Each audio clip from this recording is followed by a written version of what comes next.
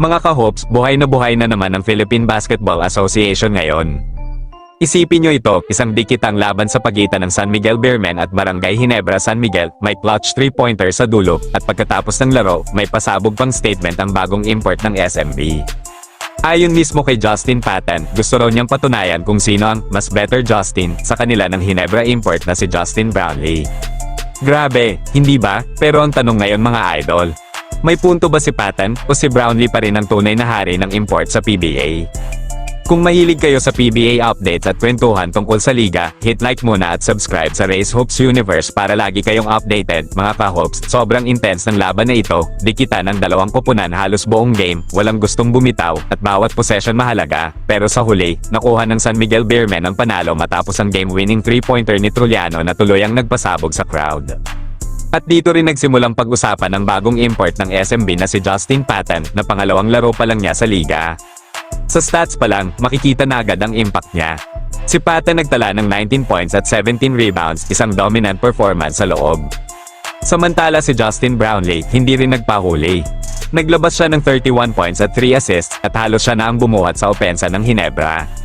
Pero pagkatapos ng laro, may sinabi si Patton na agad naging usap-usap ng fans. Ayon sa kanya, they say he's the better Justin, so I wanted to say, ibig sabihin mga idol, parang gusto niyang patunayan kung sino talaga ang mas magaling na Justin sa kanilang dalawa. Dagdag pa niya, oo raw maganda ang laro ni Brownlee, pero ang mahalaga ay sila ang nanalo, kaya para kay Patton, sapat na raw yun para patunayan ang kanilang panig.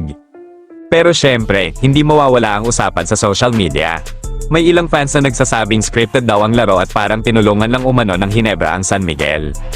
Pero kung titignan natin ang statistics, ibang kwento ang makikita. Sa rebounding department, halos tambakan ang laban. Ang San Miguel Beermen may 63 rebounds, habang ang Ginebra mayroon lamang 44 rebounds. Malaking difference yun mga idol, dito palang makikita na talagang nahirapan ang Ginebra sa ilalim. At isa sa malaking dahilan dito ay ang pagkawala ng kanilang starting center na si Japet Aguilar. Dahil sa namamagang tuhod, hindi siya pinilit ni Coach Timko na maglaro.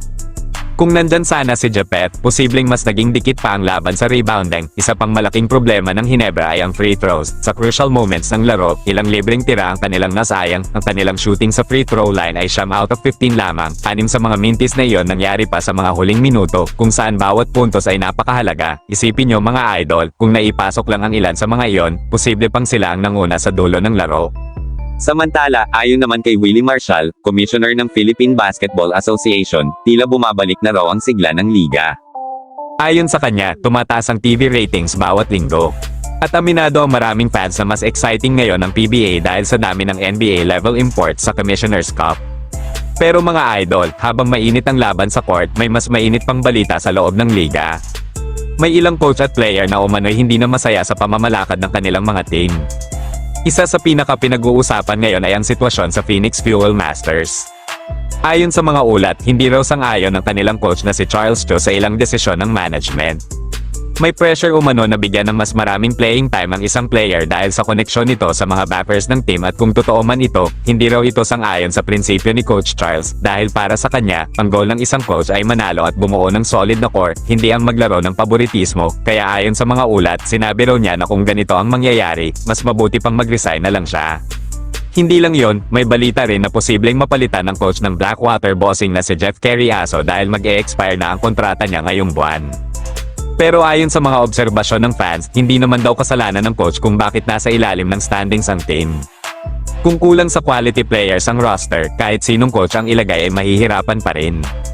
At hindi pa dyan nagtatapos ang kontrobersya, may isang big man daw sa Converge Fiberxers ang umano'y gusto nang umalis sa team. Base sa mga club, tinutukoy ng ilang reports ang pangalan ni Justin Arana.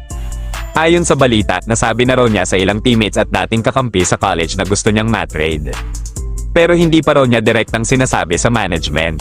May mga haka-haka rin na may kinalaman nito sa lineup dynamics ng team, lalo na matapos dumating ang star rookie na si Justin Baltazar. Kung totoo man ito, malaking tanong ngayon sa fans, magkakasundo ba ang dalawang big man na ito sa Converge, o magkakaroon nga ba ng trade request sa hinaharap? Kaya mga idol, maraming maiinit na tanong ngayon sa PBA, mas exciting na ba talaga ang liga ngayon? Tama ba ang pamamalakad ng ilang teams? At kung ikaw ang tatanungin, mas magaling ba si Justin Patton o si Justin Brownlee? At ano ang masasabi nyo sa mga kontrobersya sa Phoenix, Blackwater, at Converge?